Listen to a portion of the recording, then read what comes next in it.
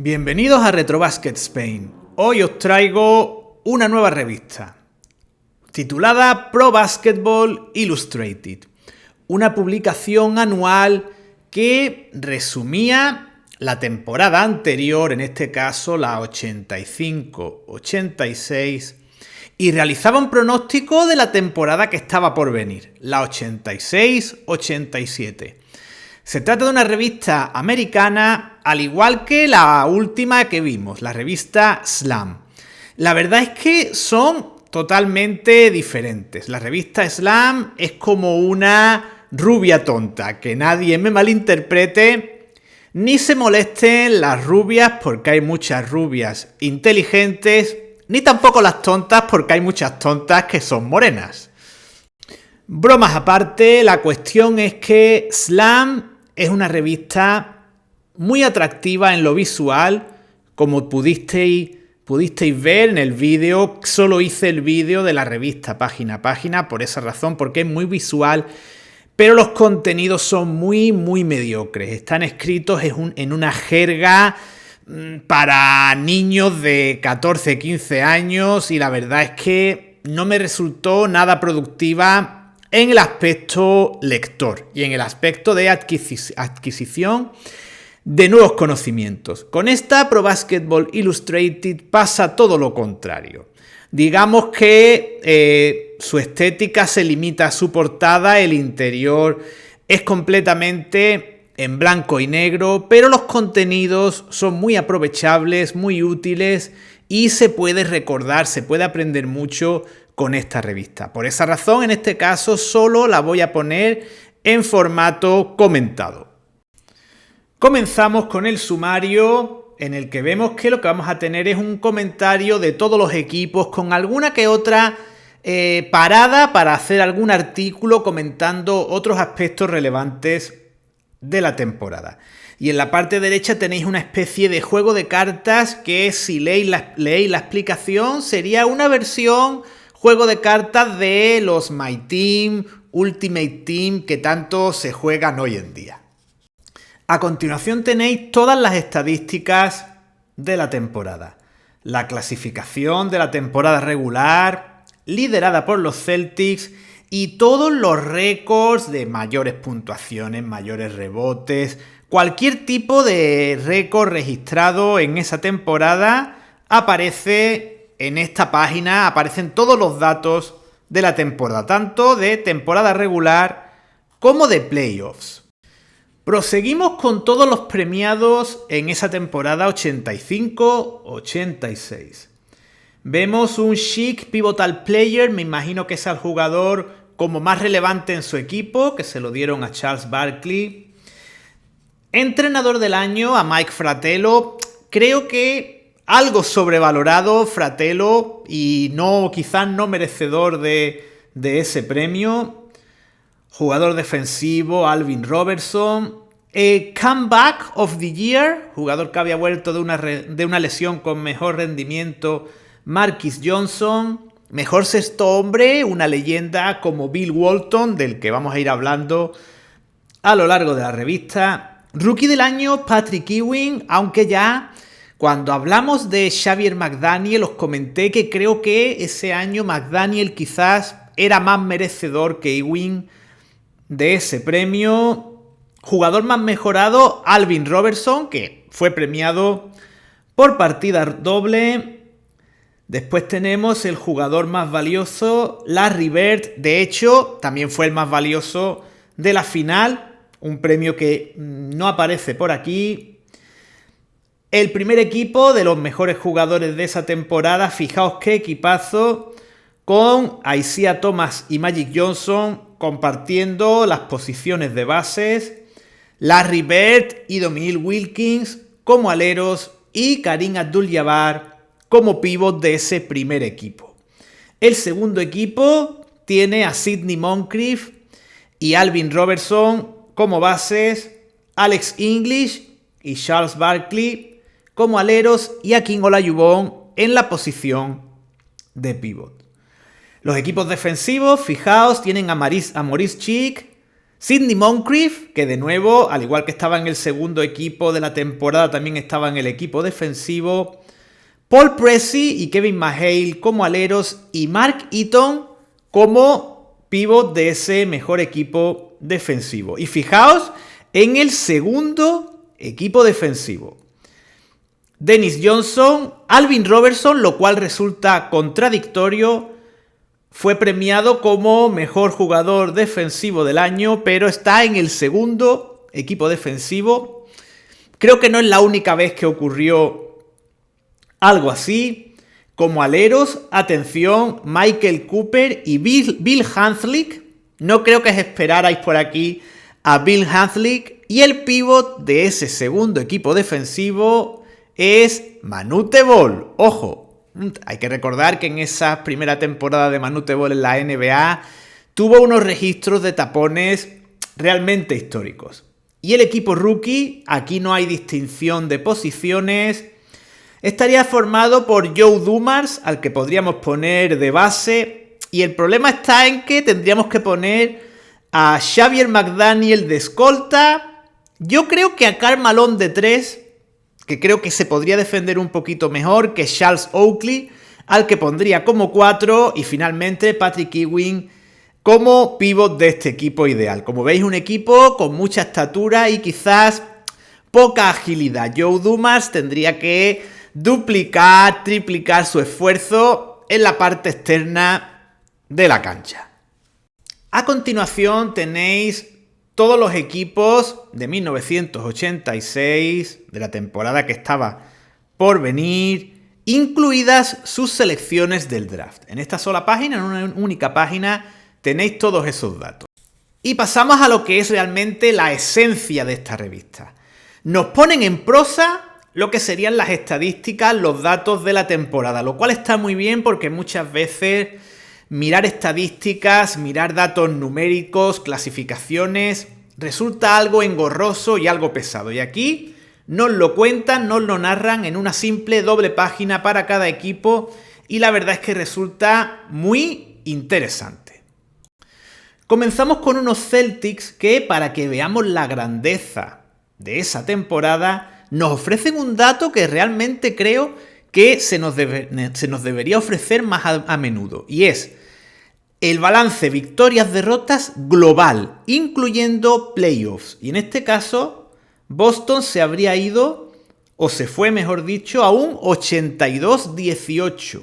Es decir, jugaron exactamente 100 partidos de los que ganaron 82. Creo que es una manera mejor, más, digamos, exacta de ver el verdadero rendimiento de un equipo en una temporada. Hablamos de unos Celtics que probablemente, después de los Celtics históricos de Bill Russell, en esta temporada 85-86, fueron los mejores Celtics que han tenido en la historia desde, ya os digo, desde Bill Russell hasta nuestros días. Estos serían los mejores Celtics con el mejor, muchos dicen, el mejor juego interior de la historia, con Robert Parrish, Bill Walton como sexto hombre, Kevin McHale y Larry Bird. Nos comentan todas las vicisitudes de esa temporada que había sido, por así decirlo, relativamente fácil para los Celtics. Y también nos hablan de todos esos hombres secundarios, aparte de los jugadores exteriores, Danny Ainge, Dennis Johnson. Nos hablan de todos los jugadores más secundarios como Jerry Sichting, Scott Webman, etc. Por cierto, es un equipo que me gusta mucho. Ahora no juego, pero cuando jugaba me gustaba mucho coger en el NBA 2K y creo que no estaba del todo bien tratado. Finalmente, respecto a todos los equipos, nos van a decir el puesto que ocuparon y la predicción para la siguiente temporada. En el caso de Boston, habían quedado primeros en la división Atlántico y el pronóstico es que volviesen a quedar primeros. La verdad es que esto no era muy difícil de prever y Boston terminó primero del Atlántico con un balance de 59-23. A continuación tenemos a unos Sixers que habían sido segundos en el Atlántico y como preveía la revista, volverían a hacerlo en la temporada siguiente, pero ya estaban heridos de muerte. Filadelfia hace una serie de operaciones y todas resultan erróneas. Envían a Moses Malone junto con Terry Cattledge a los Washington Bullets a cambio de Jeff Ruland y Cliff Robinson, jugadores que prácticamente no llegan a jugar en los Sixers debido a diversas lesiones. Y de igual forma se hacen con los servicios de Roy Hinson a cambio de una primera ronda del draft que resultó ser el número 1 del 86 con el que fue elegido Brad Daugherty. Con todo esto y ante la última temporada que se avecinaba del Dr. J y un Maurice Cheeks que tampoco tardó mucho en abandonar el barco, estamos ante unos Sixers que podían haber formado un gran equipo en torno a Charles Barkley, pero que no consiguieron hacer esa transición a pesar de tener a una de las mayores figuras de finales de los 80 y primera mitad de los 90. Proseguimos con los Bullets, que habían sido terceros y el pronóstico era que volviesen a quedar tercero. De nuevo, la revista acierta y ese fue el puesto que ocupó el equipo que en esa temporada tuvo a dos Malone, Moses Malone y el jugador que tenemos a la izquierda en la foto, Jeff Malone. Si leéis el comentario de cada equipo en su totalidad, cosa que os recomiendo, veréis que nos hablan de prácticamente la totalidad de jugadores que habían estado en el equipo y que iban a estar en la temporada siguiente. Por ejemplo, nos hablan de las selecciones del draft y destacan a John Williams. Ya sabéis, jugador que empezó muy bien, sus primeros años fueron muy destacados y después sus problemas de peso le llevaron a terminar en la Liga ACB. El siguiente equipo son los Nets y los chicos de esta revista la verdad es que hicieron el pleno al 15. En la división Atlántico preveían un cuarto puesto para ellos y fue el puesto en el que quedaron, con unas cifras muy inferiores a las que habían tenido, como veis en esta temporada, un 39-43, quedándose tan solo en 24 victorias. Podemos ver en el resumen cómo esa temporada 85-86 se vio marcada por la baja de Michael Ray Richardson, la estrella del equipo que tuvo que abandonar la NBA, ya sabéis, por ese continuado consumo de drogas en el que recaía una y otra vez. Richardson es un jugador que creo que puede ser protagonista de un vídeo más que interesante. Y la verdad es que New Jersey no consiguió recuperar el juego exterior del equipo, puesto que seleccionaron en el draft al superprometedor Dwayne Pearl Washington, la Perla Washington, que nunca llegó a alcanzar ese nivel que se esperaba de él. De este modo, los jugadores más destacados de esos Nets estaban en los puestos interiores. La estrella del equipo, sin duda, me atrevería a decir que ya era Buck Williams, una auténtica máquina de coger rebotes, y también tenían una pareja de pivots que, dentro de que no eran superfiguras, sí eran bastante destacables. Por un lado, un ya decadente Darryl Dawkins. Podemos hablar de decadente y podemos hablar de que nunca llegó a lo que se esperaba de él, ese Shaquille O'Neal 1.0, por así decirlo, y Mike Gminski, un pívot blanco mejor de lo que muchos podemos pensar que era, con muy buenos números, mejor de lo que solían funcionar los pivots de Duke en NBA, y la verdad es que muy respetable. Y también andaba por ahí, por ejemplo, otro jugador bastante desconocido y creo que también puede ser muy interesante hablar de él, como Albert King, el hermano de Bernard King. Para terminar con el Atlántico, tenemos a unos Knicks que estaban auténticamente de capa caída. Con decir que el jugador más destacado, podríamos decir, en esa temporada en anotación había sido Gerald Wilkins, ya estamos diciendo mucho. Y no por desmerecer a Gerald Wilkins, sino por la gran cantidad de problemas que había atravesado el equipo de la Gran Manzana. Con un Bernard King al que habían tenido que, literalmente, según nos dicen, reconstruir completamente la rodilla. Con un Patrick Ewing que en esa primera temporada tan solo había podido jugar 50 partidos, brillantes sí, pero solo 50 partidos. Y un Bill Cartwright que aún era un pivote importante en los Knicks, pero que también se había visto lastrado por las lesiones.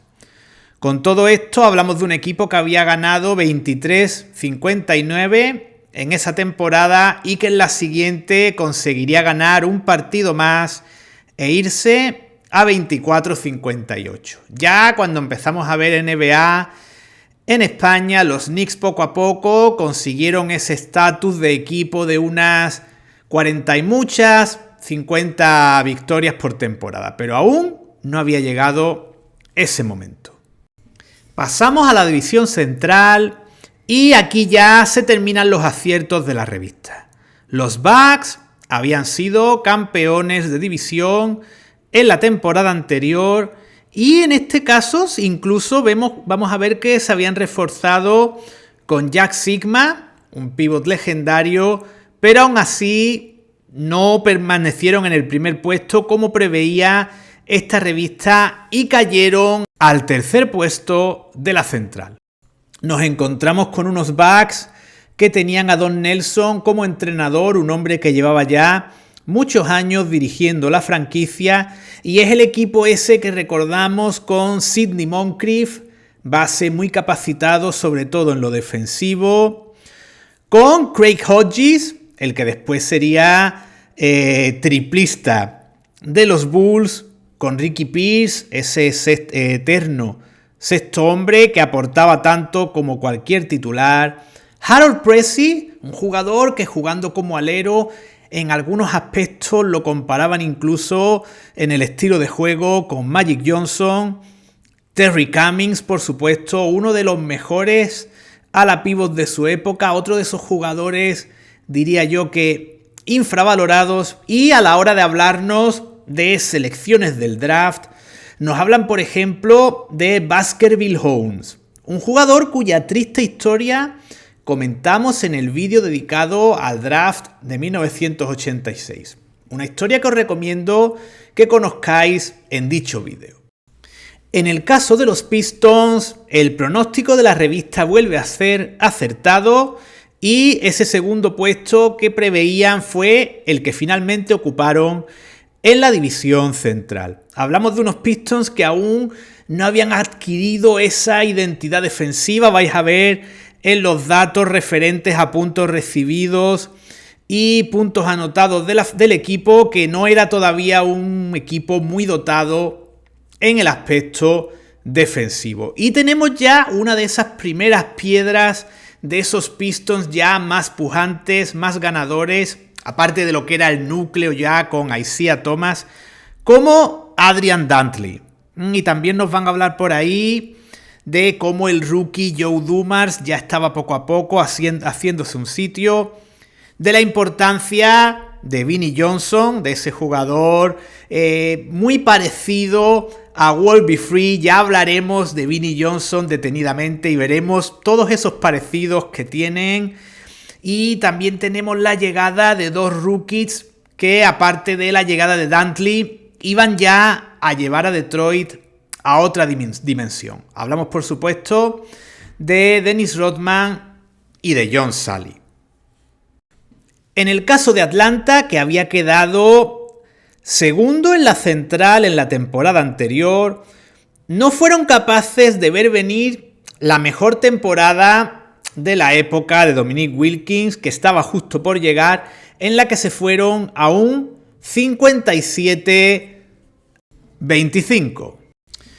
Como datos destacables, aparte de ese protagonismo anotador de Wilkins que se prolongaría en las siguientes temporadas, nos hablan de un muy prometedor Spud Webb y también de cómo ya Atlanta miraba al otro lado del Atlántico y había seleccionado a varios jugadores en diferentes países. A Augusto Vinelli de la Liga Italiana y a dos jugadores soviéticos como Volkov y Tikhonenko. Pasamos a los Chicago Bulls, que habían sido cuartos en la división central con un balance de 30-52 marcado por esa lesión de Michael Jordan que le privó de jugar la mayor parte de la temporada regular.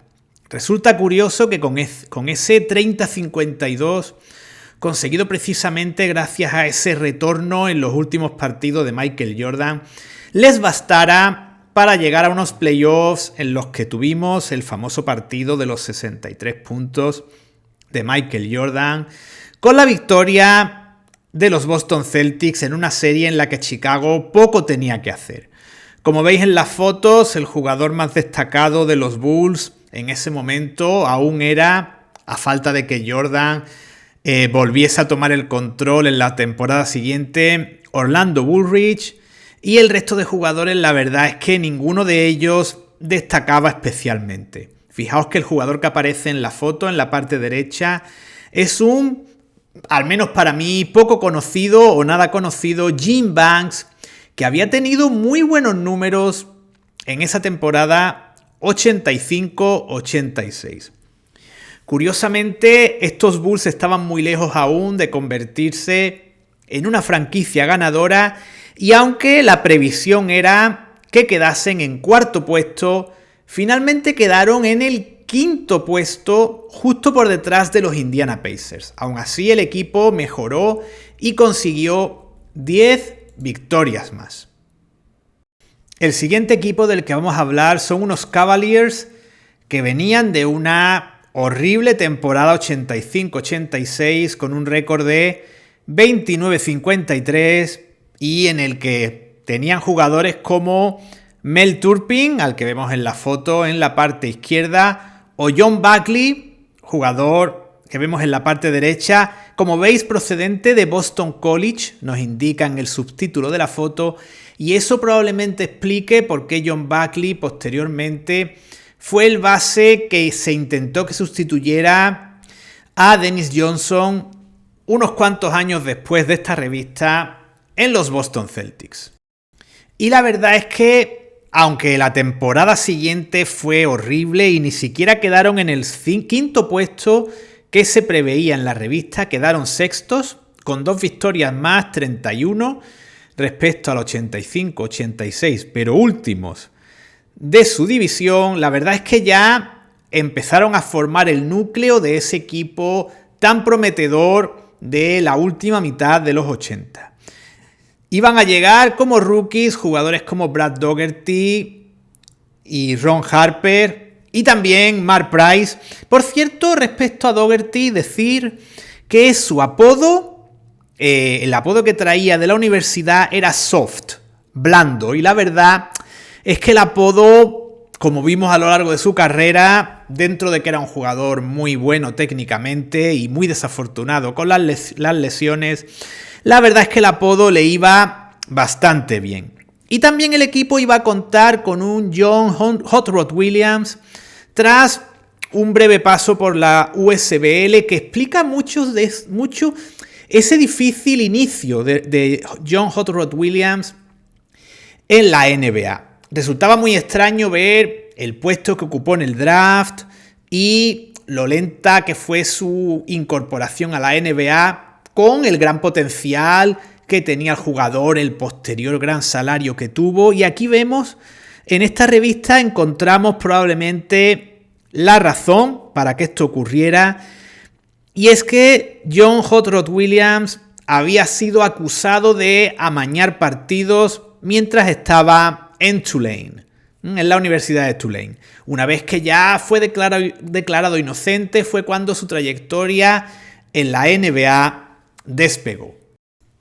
Para terminar con la división central y con la conferencia este, tenemos a unos Pacers que venían de ser sextos en la división central y la predicción era que volviesen a quedar en sexto puesto. Hablamos de un equipo que básicamente tenía un buen juego interior, con Waymon Tisdale y Herb Williams. También estaba por ahí Steve Stepanowski, pero no era un equipo completo, con un roster completo. Y por cierto, Steve Stepanovich, no era un equipo que tuviese un roster completo, pero patinaron, no fueron conscientes del impacto que iba a suponer la llegada del que fue Rookie del Año, Chuck Person, y precisamente hablan de que era un equipo con una mala defensa, concedía 4 puntos más de los que anotaba y con mal ataque, por tanto, y veían muy difícil, como digo, que llegasen a un 50%, pero así lo hicieron exactamente con un 41-41 que los situó por delante de los Chicago Bulls en esa división central. Proseguimos con un artículo dedicado a unos Celtics de los que se decía que podían ser los primeros en repetir campeonato tras décadas en las que esto no se había producido.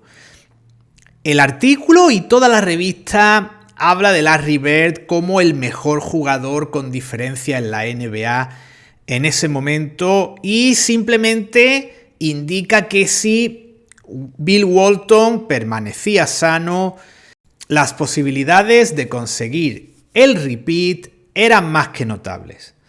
El artículo también indica y habla de cómo esos Celtics eran probablemente, en palabras del propio artículo y comparando físicos de épocas pretéritas con la época en la que estábamos, el mejor equipo de los Celtics en su historia.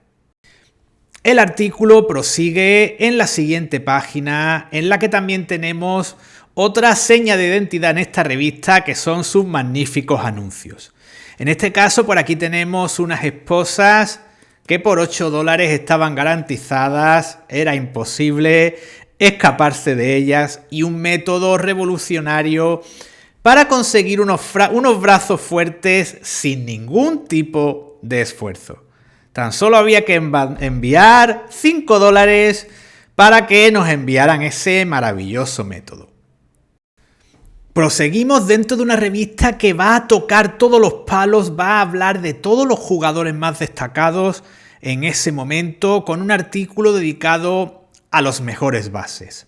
Y por supuesto, el hombre que revolucionaba la posición de base en aquel momento era Magic Johnson.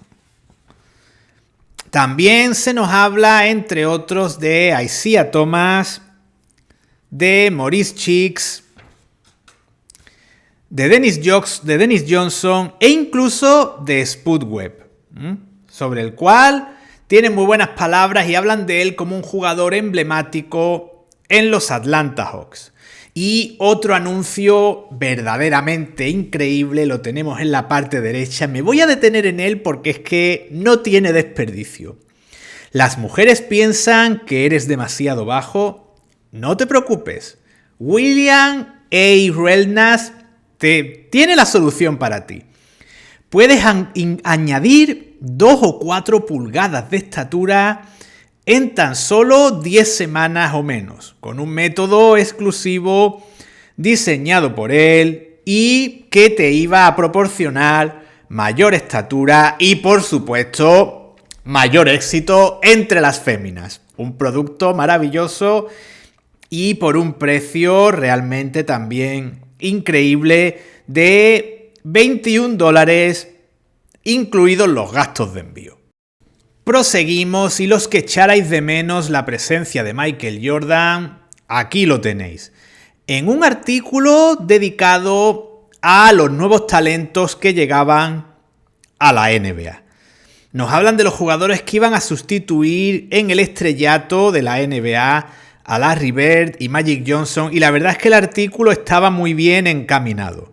Nos hablan de Michael Jordan, de Hakeem Olajuwon, de Charles Barkley, de Patrick Ewing y de Dominique Wilkins. Es curioso cómo, por ejemplo, al hablar de Michael Jordan, da la sensación de que no hubiera mucha esperanza en que un jugador de la estatura de Jordan pudiese liderar a un equipo ganador. A pesar de su talento, da la sensación de que creían necesario que un equipo tuviese un pivot muy poderoso. Michael Jordan demostró que sin la presencia de un gran pivot también se podía ser campeón de la NBA en aquella época, aunque le costó unos añitos llegar a ello. Por supuesto, el artículo también habla de los dos jugadores que en el puesto de pivot iban a coger el relevo de Kareem Abdul-Jabbar, Hakeem Olajuwon y Patrick Ewing. Y respecto a los aleros, nos hablan de Charles Barkley y de Dominique Wilkins, no así de Karl Malone, del que hablaremos cuando lleguemos a los Utah Jazz, pero que todavía no asomaba como ese jugador estelar que finalmente llegó a ser. Y aquí en la derecha tenéis otro juego de esos que eran una especie de versión en papel de los actuales juegos de tarjetas que aparecen en los diferentes videojuegos.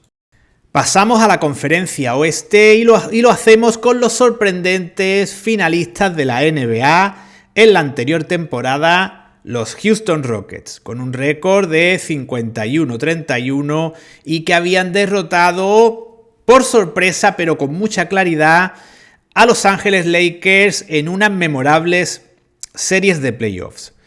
Vemos por aquí a Ralph Sampson y en la parte derecha a Robert Reed, uno de los jugadores de reparto de esos Rockets. También estaba por ahí Jim Peterson, otro jugador que sin ser una estrella fue de los que contribuyeron a esa llegada de los Rockets a la final de la NBA. Y por supuesto hay que hablar, si hablamos de los Rockets en esa época, hay que hablar de las Torres Gemelas. Unas Torres Gemelas en las que Ralph Sampson era ala pivot. Es un dato realmente curioso, realmente llamativo, que el jugador más alto de los dos miembros de las Torres Gemelas, el jugador que se iba a los 2.24, fuese el que ocupase esa posición de 4. Ya empezaba a haber dudas sobre el rendimiento de Sampson. Su rendimiento en temporada regular, esa temporada anterior, había sido destacable con 18,9 puntos por partido, pero en playoffs podemos decir que sobre todo en la final se vino bastante abajo, su rendimiento dejó bastante que desear y había muchos rumores, los hubo durante varias temporadas, que indicaban que Sampson podía acabar en los Lakers siendo el sustituto de Kareem Abdul-Jabbar. Incluso el propio James Worthy entraba dentro de esas posibles quinielas en los intercambios. También vamos a ver que nos hablan de Olajuwon como ya la auténtica figura del equipo y el jugador que iba a dominar en el puesto de pivot en los próximos años. Y ciertamente así fue. En lo que sí patinaron totalmente fue en la predicción. Veían a Houston de nuevo repitiendo su primer puesto en la Midwest, pero se fueron al tercer puesto por detrás de Dallas Mavericks y Utah Jazz, quedándose tan solo en 42 victorias y 40 derrotas. 9 victorias menos que en esta temporada que estamos analizando en esta revista. Proseguimos con los Dallas Mavericks, que tenían uno de los rosters, siempre comento lo mismo, uno de los rosters más largos en aquella época. Tenían jugadores, digamos, de repuesto en todas las posiciones. No tenían a un pivot superestelar, contaban con James Donaldson, que no obstante llegó a ser All-Star. Tenían muy buenos aleros con Sam Perkins, por ejemplo, y la llegada como rookie de Roy Tarpley. También andaba por ahí Dale Ellis, jugador que se aprovechó muy poco por parte de los Mavericks.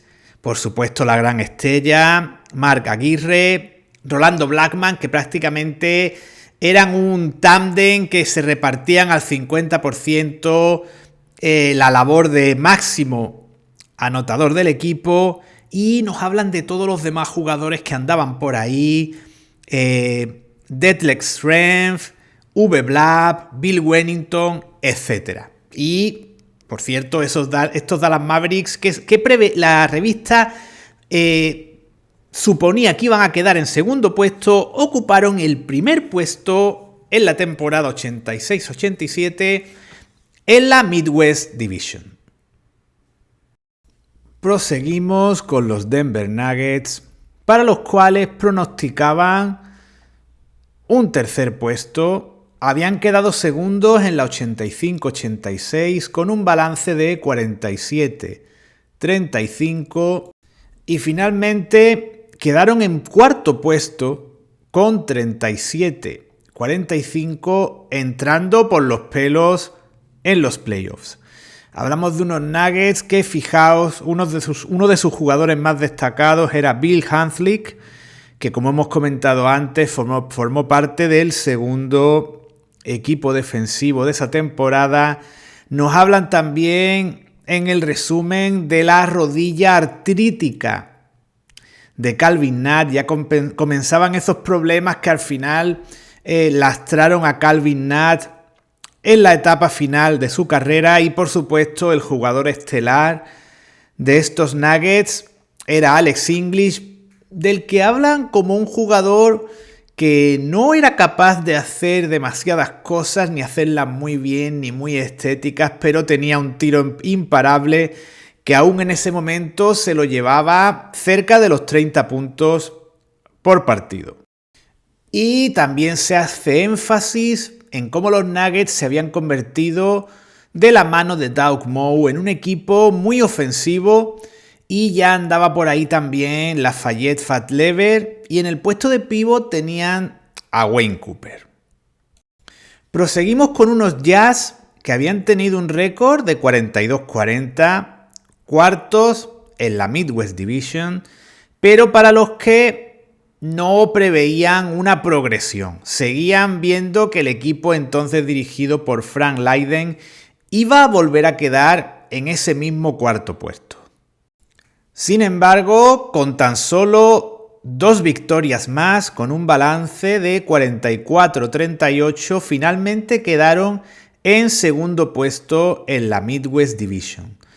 También es curioso cómo ya sí Mark Eaton era un baluarte defensivo, pero de Karl Malone nos hablan como un jugador, sobre todo hablaban de la importancia en el aspecto reboteador de Karl Malone, quizás por el apellido Malone, vete tú a saber, pero todavía no se vislumbraba ese grandísimo anotador que finalmente fue el cartero. Y también es curioso, vamos digamos, navegando por el resumen y vemos que John Stockton aparece de pasada como un base, no diría yo que marginal, pero no digamos, nadie preveía, tras esa temporada rookie de John Stockton, que finalmente se fuese a convertir en uno de los mejores bases, sobre todo a nivel de asistencias, por supuesto, en la historia de la NBA.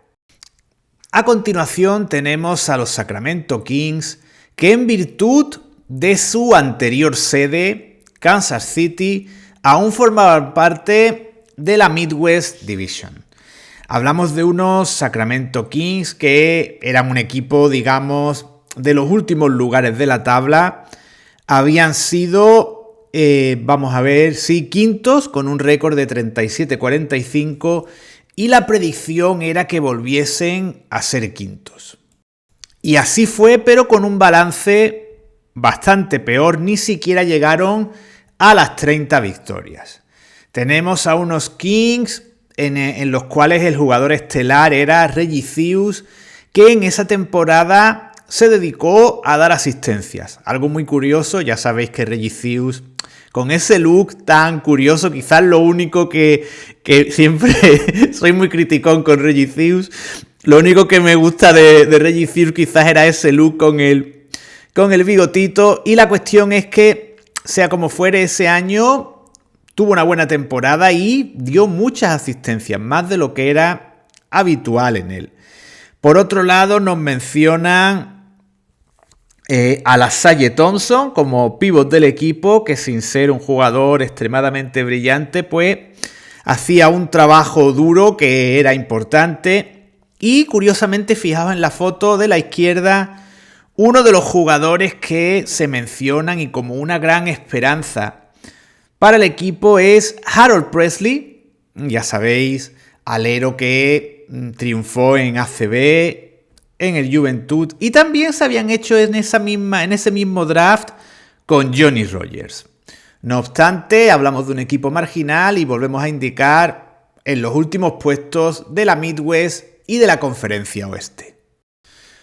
Proseguimos con los San Antonio Spurs, con los que cerramos la Midwest, un equipo que en esa temporada había hecho en la 85-86 un récord de 35-47 y al igual que los Kings fueron cuesta abajo en la temporada siguiente, se quedaron en tan solo 28 victorias y tal como preveía esta revista quedaron sextos una vez más.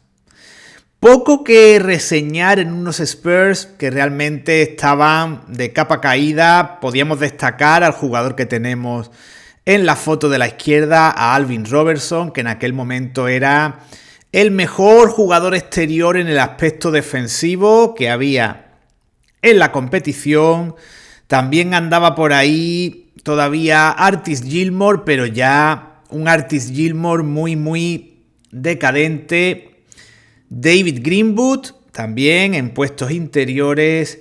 Y el jugador más destacado en ese momento que tenían estos Spurs era Mike Mitchell, que era el máximo anotador del equipo.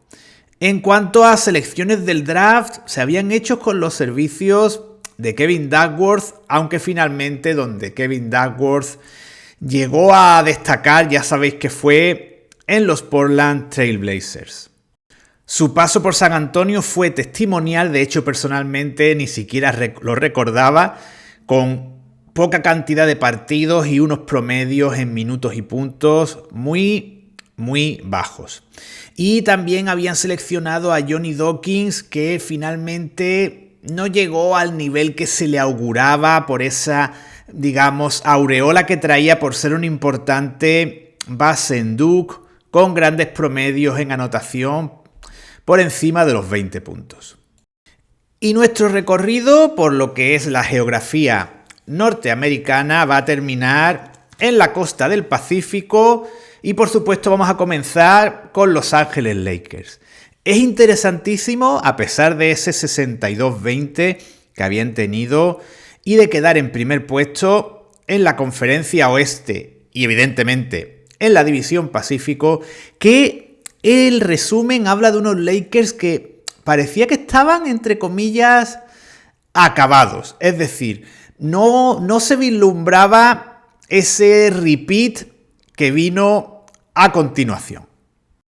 Entre otras cosas, apostaban porque la siguiente temporada de Jabbar fuese su última temporada en la NBA, a pesar de que había sido incluido en el mejor quinteto de la liga en la temporada justo que había terminado en la 85-86. Por supuesto, se habla de todas las virtudes de Magic Johnson como jugador creador del juego, aparte de también importante en el aspecto anotador. Pero, por ejemplo, Worthy, dentro de que se valoran sus números, lo veían como una pieza de cambio para conseguir lo que hemos comentado antes, por ejemplo, a Ralph Sampson. Después nos hablan de que el equipo tenía en ese momento a un montón de jugadores, llamémoslos leñadores. Kurt Rambis, Mitch Kupchak e incluso un Maurice Lucas que ya no estaba en su mejor época. AC Green también todavía no había despuntado, aparecía como un jugador que parecía que no iba a llegar a ninguna parte y por tanto, ya os digo, vemos a unos Lakers que parece que no tenían, digamos, esas perspectivas tan positivas que después ya sabemos que llegaron a ganar esos 2 anillos consecutivos. Muy curioso y como todo lo que es la revista, muy interesante. Continuamos con los Portland Trail Blazers, segundos en el Pacífico, e iban a repetir ese segundo puesto. Por tanto, la predicción de la revista volvió a ser acertada, aunque era fácil dentro de una división Pacífico en la cual los roles de cada equipo, donde podía llegar cada equipo, estaba bastante claro. Por supuesto, ya la estrella era Clyde Drexler y aún había depositadas muchas esperanzas en Sam Bowie. Todavía se creía que Sam Bowie podía llegar a ser un jugador que dejase atrás las lesiones y se convirtiese en un jugador estelar. Tenemos también por ahí la llegada de Walter Berry, un rookie en el que había depositadas muchas esperanzas. Después, ya sabéis, la mala cabeza y demás le llevaron a no llegar a ser lo que podría haber sido. Podría haber sido un jugador muy relevante. Terry Porter aún vais a ver que era un jugador limitado, al menos en el tiempo que se le daba. Ya sabéis que llegar a Portland y triunfar a las primeras de cambio era muy, muy complicado. Por último, es muy curioso que nos hablan del draft y nos comentan las diferentes selecciones que habían hecho. Por ejemplo, nos hablan de que habían seleccionado a Sabonis. El punto de vista sobre Sabonis es muy interesante. Lo ven como un pívot que estaba a la altura de los mejores, que podía jugar cara a cara con Olajuwon, pero lo veían una apuesta muy arriesgada porque veían imposible que un jugador de la Unión Soviética pudiese llegar a jugar en la NBA. Algo muy lógico, estamos en 1986 y por tanto todavía el telón de acero seguía en pie y era muy difícil que un jugador soviético llegase a la NBA. Y lo que más me ha gustado es que nos hablan de Petrovic, pero nos hablan de Dragan Petrovic. Ni siquiera sabían su verdadero nombre o no se documentaron bien, hubo un error ahí.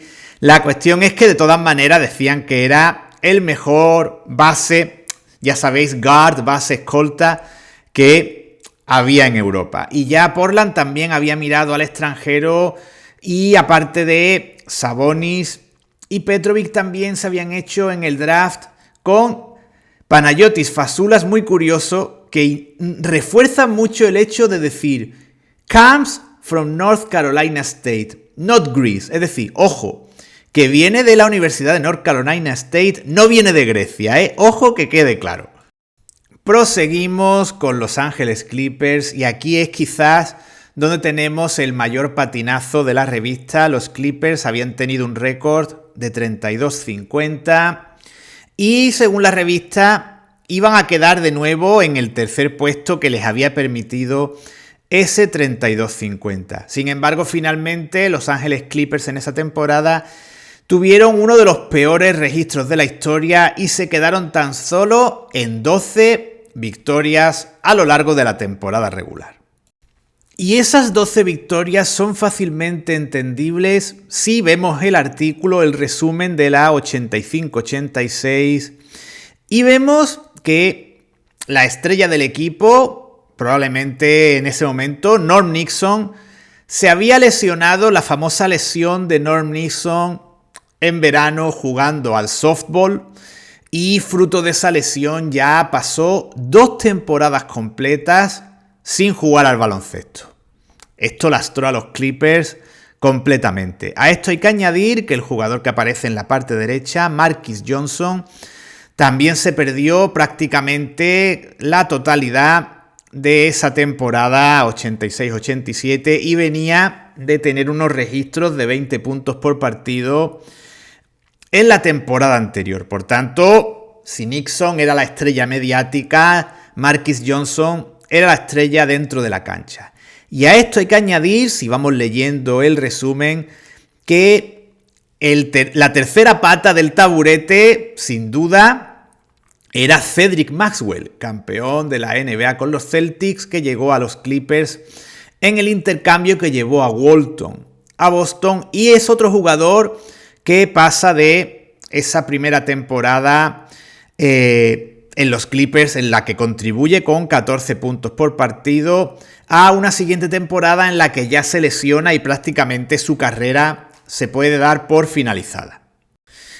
Aparte de estos jugadores, como curiosidades, veis en la parte izquierda cómo se habían hecho con un jugador mítico procedente de Notre Dame, como Tim Kempton, y tenemos como jugador más relevante en la temporada siguiente, aún aquí no lo vislumbraban, pero tenemos a Michael Cage, que se convirtió en un poder reboteador en lo que sería la NBA, y tenían también a Benoit Benjamin, en el que había depositadas muchas esperanzas. No sabían que finalmente iba a ser una grandísima decepción. Continuamos con los Golden State Warriors, entrenados por George Karl. Habían sido sextos en el Pacífico. Las predicciones de la revista eran optimistas, los veían como cuartos. Y finalmente superaron incluso esa predicción y quedaron terceros. Hablamos de unos Warriors con Joe Barry Carroll en esa etapa inicial de su carrera en la que tenía unos números muy destacables.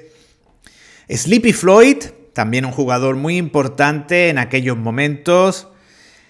Purvis Short, jugador del que quiero hablar, tengo gran interés en hablar porque es el típico jugador del que recuerdo el nombre, pero no conozco en profundidad. Y quiero hacer un Grandes Desconocidos dedicado a él. También andaba por ahí Larry Smith. Ese creo que sí lo recordaréis. Un ala pivot muy poderoso, con un aspecto así de tipo duro, que después estuvo en los Rockets. Y por supuesto, como veis en la foto de la izquierda, Chris Mullin, al que ya veíamos ahí con ese aspecto de jovenzuelo, que ya sabéis, Chris Mullin aún tenía que pasar ese calvario de su rehabilitación del alcohol, tras la cual dio un ejemplo de superación y fue durante años una de las mayores amenazas ofensivas de la NBA. Y por cierto, no podemos dejar sin mencionar, veis en la parte derecha de la foto, cómo en el draft procedente de Siracusa se habían hecho con los servicios de Wendell Alexis. Y para que no hubiera un único viejo conocido de la afición española, aparte de Alexis, también habían seleccionado a Dan Bingenheimer. Proseguimos con los Phoenix Suns, a los que auguraban un quinto puesto. Finalmente fue el puesto en el que quedaron, e incluso mejoraron el registro que vemos aquí de 32-50. Un equipo en ese momento entrenado por John McLeod y que estaba marcado por una serie de temporadas en las cuales las drogas se habían cebado con el equipo, incluso con la estrella del equipo, con Walter Davis. El jugador que más destacaba en ese momento, sin duda, era Larry Nance, del que hablaban como el mejor, el alero pequeño, small forward, más grande, más alto de la NBA. Todavía andaba por ahí un mito de los Phoenix Suns como Alvan Adams, y también estaba por ahí James Edwards, del cual criticaban, fue algo que criticaron durante toda su carrera antes de llegar a los Pistons, su gran capacidad en el aspecto ofensivo, pero que no se veía acompañada por un mínimo de aportación en lo defensivo. Nos mencionan también, respecto a esa temporada que acababa de finalizar, la aportación de Georgi Gluchov, el búlgaro, primer jugador de Europa del Este que jugaba en la NBA, y eran relativamente optimistas en torno a él. Aunque después no siguió jugando en la NBA, al menos a los que escriben este resumen les había causado una impresión positiva.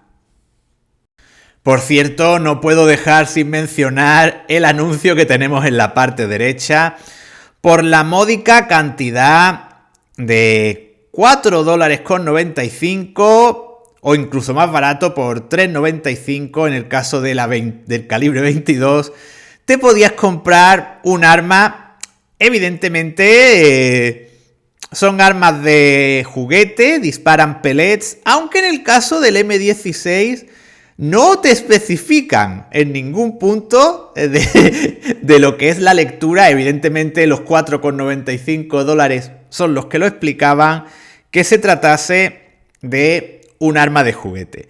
Para conseguirla simplemente había que recortar el cuadradito de la esquina inferior derecha y enviando el dinero. Eso me encanta, el poder enviar dinero en un sobre, me parece maravilloso, me parece algo que ojalá se pudiera seguir haciendo, enviando eso, 4,95 más por supuesto los gastos de envío, o 7,90, te enviaban tu arma y por supuesto con unos pellets, los famosos pellets, pues era con lo que disparaba este arma, un lote de pellets y también un muñequito al cual poder dispararle para ensayar. Realmente curioso. Y finalizamos nuestro recorrido por los 23 equipos que entonces tenía la NBA con los Seattle Supersonics. Un equipo que aún en ese momento podríamos decir que no lo veían venir. Pensaban que iba a quedar de nuevo sexto clasificado, finalmente fueron cuartos y por supuesto no imaginaban esa temporada que estaba por venir en la cual Seattle iba a tener algo histórico, 3 jugadores por encima de los 23 puntos por partido, Tom Chambers, Dale Ellis y Xavier McDaniels. Y la verdad es que es lógico que pensaran así porque el resumen de la campaña anterior de los Sonics, la 85-86, nos indica que no habían tenido ni un solo jugador en el top 20 en anotación. El jugador más destacado de la temporada anterior, la que se resume en estas líneas, había sido Jack Sigma, con unos números muy buenos, 17 puntos por partido, y también buenos números en rebote, yéndose a unos 9 rebotes por partido aproximadamente. Y ya os digo, no veían venir esos buenos años que estaban por llegar en estos Supersonics. Y con ese resumen de los Seattle Supersonics finaliza la revista, pero no puedo resistirme, para los que todavía estéis aquí, quizás solo 1 o 2 personas dentro de toda la humanidad, pero quiero comentaros este magnífico anuncio que no tiene desperdicio y quiero compartir con vosotros. Es un anuncio que permite, gracias a unas milagrosas tabletas, unas pastillas, por un precio fantástico de entre 7 y 12 dólares, dependiendo de la cantidad que comprases, que te permitían ganar peso, pero no solo ganar peso, ganarlo en la zona apropiada. ¿Para qué queríamos ganar peso con estas Shape Up? Pues os lo voy a explicar rápidamente. Fijaos, ¿vale? Nos dice la, digamos, noticia publireportaje, podríamos llamarla. Macho men have more fun. Los machos tienen más diversión. Y fijaos cómo nos lo narran. Las mujeres no se excitan con hombres que son un esqueleto, que son unos canijos. Ellos quieren hombres con forma, con sustancia. Les gusta a los hombres que les quede bien la ropa. Les gusta a los hombres que parezcan hombres. ¡Ojo! Si tú eres uno de esos que sabe esto y está intentando en vano hacer algo sobre ello, este es tu día de suerte. Tu búsqueda ha terminado. Tu cuerpo está a punto de embarcarse en un viaje al cuerpo ideal. Estás a punto de ganar peso en las zonas apropiadas. Magnífico. ¿Vale? Continuamos. Skinny isn't attractive. Lo canijo no es atractivo. Si no piensas ello, si no lo crees, mira a ver en qué hombres se fijan las mujeres y giran su cabeza en la playa. Se ponen ahí cachondas de internet con los tíos bien construidos, unos colegas ahí potentes. Ellos son los que se llevan a las colegas más guapas. Es raro, ¿vale?, que un tío no quiera verse bien en ropa y sentirse feliz, ¿vale? Y ahí nos siguen contando sus historias. Y lo mejor es el siguiente fragmento, es magnífico, ¿vale? Fijaos. Gain stamina and self-confidence. Gana en estamina y en confianza en ti mismo. Y fijaos lo que nos indican. Los canijos no son grandes amantes. Es un hecho conocido. Añade unas cuantas libras y estarás sorprendido de cómo mejoras tu vida amorosa. Las mujeres saben esto y son conscientes del hecho de que un hombre canijo no puede recorrer esa distancia. La carrera es larga, dice el dicho. Así que el colega que no parece un esqueleto tiene más posibilidades, ¿vale? Muchos doctores recetan ganar peso, ¿vale? Pero poco se dice sobre los hombres canijos, ¿vale? Seguimos, ¿vale? Porque esto aún mejora, sí, mejora. Gana peso, gana mujeres, gain weight, gain women. Si crees que esto es solo un eslogan pegadizo, esperamos que te hagas un favor a ti mismo. Cuenta cuántos tíos canijos ves en películas, o en la tele, o en cualquier sitio con mujeres guapas. Date cuenta de a quienes eligen para modelos masculinos, nos entendemos, de ropa, ¿vale? Es decir, siguen con esa tendencia a que te tienes que poner ahí fuerte para tener éxito. Pero la perla cultivada llega en el siguiente comentario. Look better and feel better while you gain. Mira, siéntete mejor, tiene un aspecto mejor y mientras ganas peso. Y fijaos lo que nos dicen, que me ha encantado, ¿vale? Para terminar esta revista. En estos tiempos, cuando las mujeres son libres de expresarse y elegir a sus hombres, no necesitas un hándicap. Vamos a ver, las mujeres son libres de elegir. En estos tiempos. Y por tanto, hombre, no necesitas un hándicap. Tienes que estar fuerte, ¿vale? Y creo que también las pastillas probablemente incluyeran algún tipo de hormona que te hiciese crecer el pelo en pecho. Algo fundamental para tener a todas las damas realmente a vuestros pies. Bueno, con esto terminamos y por supuesto con la bonita foto de Dominique Wilkins, única foto a color de la revista en la parte derecha. Después de eso tenemos un anuncio en el que te advertían de que si fumabas te podías morir, de las diferentes cosas que podía causarte el consumo de tabaco, pero evidentemente también te planteabas, bueno, pero me voy a parecer al señor de la foto que seguro que también ha tomado las pastillas descritas anteriormente.